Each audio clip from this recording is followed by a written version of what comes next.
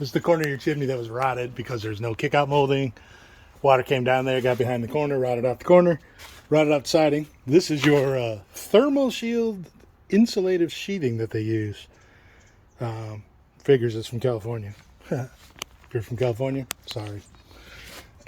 Just don't vote for it like you're from California. Anyways, so here's what happens when water gets behind your siding. It all falls apart. You can't see any of this, right? So when you call up and you say, hey, can you fix my, or just repair my rotted siding?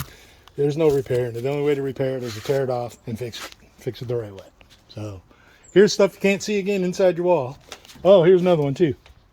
We turned the water off, but over here, we replaced some rotted wood. We couldn't figure out why the wood was rotted at the bottom, right? So we cut this rotted siding off a foot up, and in the wall, duct taped into the wall with, I don't know, whatever this crap is.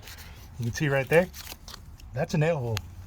Whoever had that siding on here nailed it right through the plumbing, because there's no strap. There's supposed to be a metal strap across here, right? So that doesn't happen. And no strap. So they punctured it. So when we pulled the siding off, nail came out with siding, got a hole, sprung a leak. So now the plumber's got to come here and fix it. The other thing we ran into is this is your sill plate, right? So the correct way to build a house, again, you should have a sill plate gasket in between this piece of wood and your concrete. Well, they don't use sill plate gaskets in Texas apparently, but you really should. Then there's bolts that come through. They come up through your foundation, come up through here, and your sill plate is supposed to be bolted to your foundation. Your studs are nailed up to the bottom of the sill plate. What happened here was we found about 10 studs in this wall weren't even connected.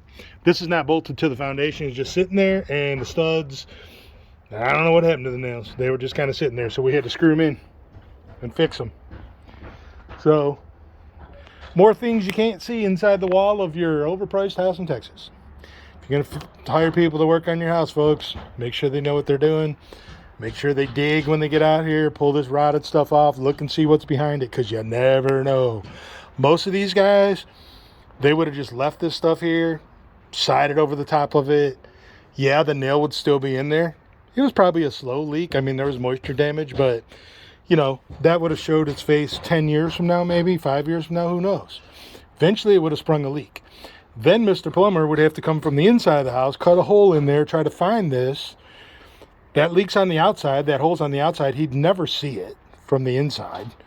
He'd be playing guessing games, you know. So a good thing we tore this off just to deal with the rotted siding, and we ran into this, and luckily it sprung a leak before we put the new siding back up, or we'd have all kinds of issues. So now we got to put all this back together.